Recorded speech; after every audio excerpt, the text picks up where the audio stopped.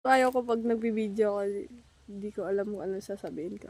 So, imbes na protektahan ko yung insecurities ko, gagawin ko na lang siyang parang glow up na na wala kang sasabihin sa kanila na gusto mo mag-glow up, wala kang sasabihin sa kanila na like, kumbaga trust the process na alam mong kaya mo sa sarili mo. Hindi ko alam kung nagko-connect ba yung mga sinasabi ko. Basta yun. Hindi ko kasi masabi sa Tagalog eh. Bulol ako sa Tagalog, guys.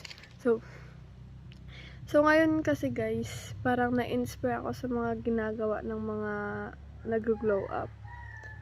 So ngayon, ganito mukha ako, 'di ba? Hindi naman natin babaguhin talaga. Parang yung mga pambubuli nila sa akin, gagawin ko lang motivation na ay kaya pala ganito sila sa akin kasi nga di ko na alam. Basta gagawin ko talaga siyang motivation. Oo, ganun. Hindi ko alam, every time na may nakakasalubong akong mga teenager na ay sunod parang nakukuha nila yung gusto nila. Parang hindi ako naiinggit. Hindi ako na sa mga nila na kaya nila, ay nasusunod yung mga gusto nila. Hindi, no. Nai-inspire ako kapag tumitingin ako sa kanila, nai-inspire akong tumingin kasi nga parang iniisip ko na one day gaganyan din ako. Walang imposible, guys. Trust the process lang talaga. So, one day magiging ganyanan ako.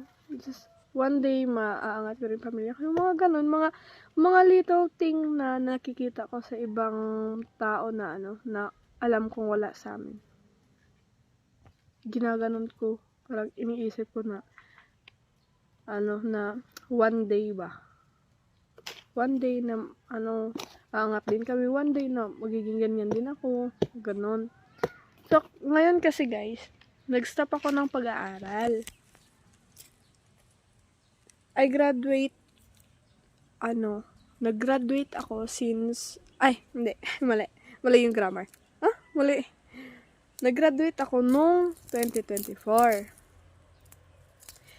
So, nag-stop ako ng 1 year. Then, I went to Manila para mag-work.